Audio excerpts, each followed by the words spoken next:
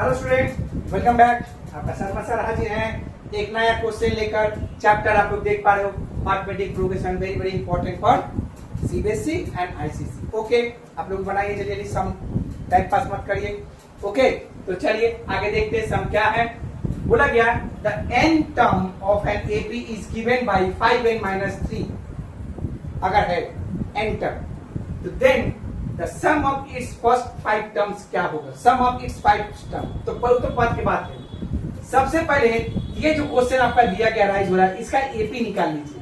तो एपी के लिए कम से कम 3 वैल्यू मुझे जरूरत चाहिए, तभी अच्छा रहता है। ठीक है ना? तो क्या होगा एपी, ठीक है, एन टर्म। तो सबसे पहले पहला फर्स्ट टर्म क्या होगा? 5n-3। और यहां पर हम लोग लिख लेते हैं सिंस n इक्वल टू 1 लगा लेते हैं पहला। तो क्या होगा 5 into 1 minus 3 and 5 minus 3 equal to 2। Okay, second term क्या होगा? इसी तरह से आप निकाल लीजिए 5n-3। Again n equal to हम लोग क्या निकाले? 2 निकाल लेते हैं। ठीक है, तो 5 into 2 minus 3 and 10 minus 3 equal to 7। Okay, again third term निकाल लेते हैं। थर्ड टर्म क्या होगा?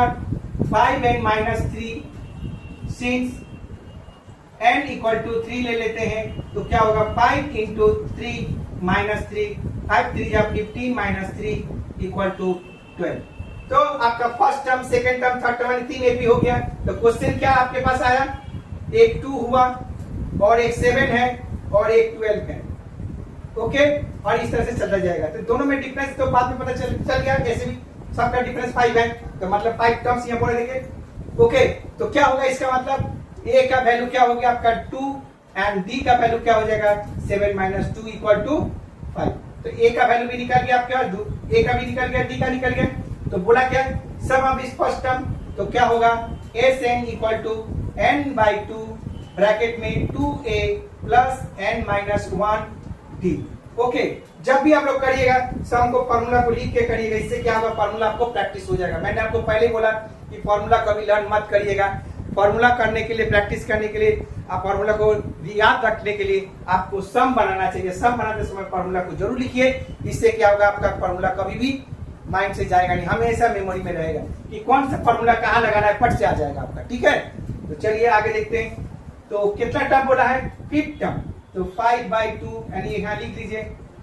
ओके, ठीक से लिखिए S5। ओके, तो 2a का वैल्यू क्या है? 2 है, प्लस n का वैल्यू क्या है? 5-1 और d का वैल्यू क्या है? into 5। ओके, तो क्या होगा 5/2 ब्रैकेट में 2 2 4 प्लस 5-1 4, 4 into 5 20। ओके, तो क्या होगा 5/2 into 20 प्लस 4 क्या होगा? 24। ऐसे क्या होगा 12 और 12 5 जा 60। तो देखिए 60 आंसर आ रहा है। यस, ऑफ कोर्स आंसर आ रहा है 60। तो आपका ये आंसर हो गया 60। तो ऑप्शन नंबर क्या था? सी। ओके, तो देखिए क्वेश्चन को बस समझना है, बनाना है। ठीक है, कोई एकदम आसानी से मैंने बताया, कोई हार्ड नहीं था और ट्रिकी भी नहीं था। इजी एकदम, मेथड बाय मेथड आपको बताया गया। ओके, मुझे लग रहा है आप सम को लाइक किए। तो लाइक किए तो क्या करना है? मुझे सब्सक्राइब करते रहिए यूट्यूब में, आप मुझे फॉलो करते रहिए फेसबुक में। Okay students, Radhe Radhe.